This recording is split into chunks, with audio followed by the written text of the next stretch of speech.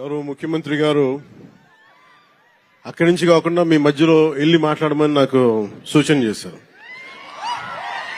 ఎందుకంటే ఇది చాలా నా గుండెకి చాలా ఆత్మీయమైన సంఘటన. ఇది ఒక 3-4 సంవత్సరాల క్రితం మీరు ఎగ్జామ్స్ రాసి మీకు ఉద్యోగాలు వచ్చి కూడా మీకు నియామక పత్రాలు ఇవ్వకపోవడం, దాన్ని కోర్టు కేసులు అవ్వడం, ఈ రోజున ఇన్ని వేల మందికి దాదాపు 6,100 పోస్టులు ఈరోజు ఈ విధంగా ఒక పండగ వాతావరణం జరుపుకుంటున్నామంటే దానికి మూల కారకులు గౌరవ ముఖ్యమంత్రి శ్రీ నారా చంద్రబాబు నాయుడు గారు. నేను మనస్ఫూర్తిగా వారికి కూటమి ప్రభుత్వం రావాలి అని ఎందుకు ఇంత తపన పడ్డాను అంటే, మీ బంగారు భవిష్యత్తు పాడవకూడదు. మీలో ఎంతమంది ఇందాక ఒక్కొక్కరితో కథలు వింటా ఉంటే మీ 6,100 మంది దాదాపు 4 లక్షల పైచిలుకు యువత ముందుకొచ్చి పోటాపోటీగా ఎగ్జామ్స్ ప్రవేశ ఉత్తీర్ణ పరీక్షలు చేస్తే దాంట్లో కేవలం 6,100 మాత్రమే సెలెక్ట్ అయ్యారంటే అంత టఫ్ ఎగ్జామ్ ఇది.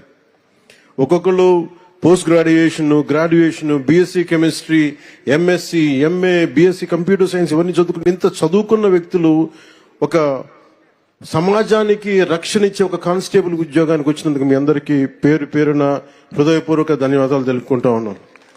ఇది నాకు ప్రత్యేకించి మొన్న ఈ మధ్యన గౌరవ ముఖ్యమంత్రి గారి సూచనలతోటి ఆయన అసెంబ్లీలో మేము ప్రమాణ స్వీకారం చేసిన తర్వాత మొట్టమొదటి అసెంబ్లీలో మేము ఒక మాట ఇచ్చాం. ఆంధ్రప్రదేశ్ సుస్థిరత కోసం, యువత భవిష్యత్తు కోసం మేము నిలబడతామని. ఎక్కడ కూడా వ్యవస్థీకృతం అయిపోయింది అవినీతి అనేది. అలాంటి వ్యవస్థీకృతం అయిపోయిన అవినీతిని మేము చిత్తశుద్ధిగా దాన్ని లేకుండా చేస్తాం, ఒక ప్రయత్నం చేస్తా ఉన్నాం. దాంట్లో భాగంగానే ముఖ్యమంత్రి గారి దృష్టికి తీసుకెళ్లి పంచాయతీరాజ్లో దాదాపు 10,000 మంది పైచిలుక్కి ఒకేసారి మేము ప్రమోషన్స్ ఇవ్వడం జరిగింది. ఇది ముఖ్యమంత్రి గారి దార్శనికతకి, వారు పంచాయతీరాజ్ వ్యవస్థలో ఎలాంటి అవినీతి లేకుండా ముందుకు తీసుకెళ్లిన వారి సలహాలు, సూచనలే నేను 10,000 మందికి మేము ఒకేసారి ప్రమోషన్లు ఇవ్వడం జరిగింది.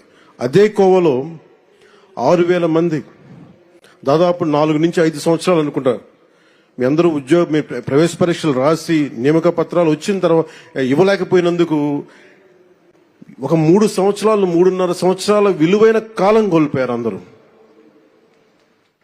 ఆ కాలాన్ని ఎవరు తిరిగి తీసుకురాలేరు.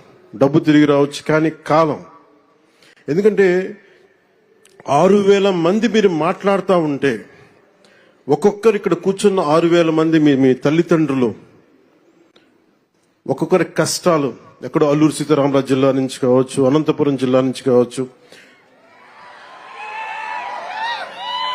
అలాగే మన ఉత్తరాంధ్ర శ్రీకాకుళం, విజయనగరం. నాకు నుంచి అదే అడుగుతున్నాను. మన హోంమంత్రి అనిత గారిని, సోదరు అనిత గారిని అడుగుతా ఉన్నా, ఎందుకు ఎక్కువ మంది శ్రీకాకుళం, ఉత్తరాంధ్ర ఎందుకు ఎక్కువ చెప్పలేదు, మిగతా జిల్లాల నుంచి రావట్లేదంటే, నాకు మిగతా జిల్లాలు మా గౌరవ ముఖ్యమంత్రి గారు కూడా చెప్తున్నారు, మిలిటరీకి, సర్వీసెస్ కి ఎక్కువ మన ఉత్తరాంధ్ర జిల్లా నుంచి వస్తాయని చెప్పి.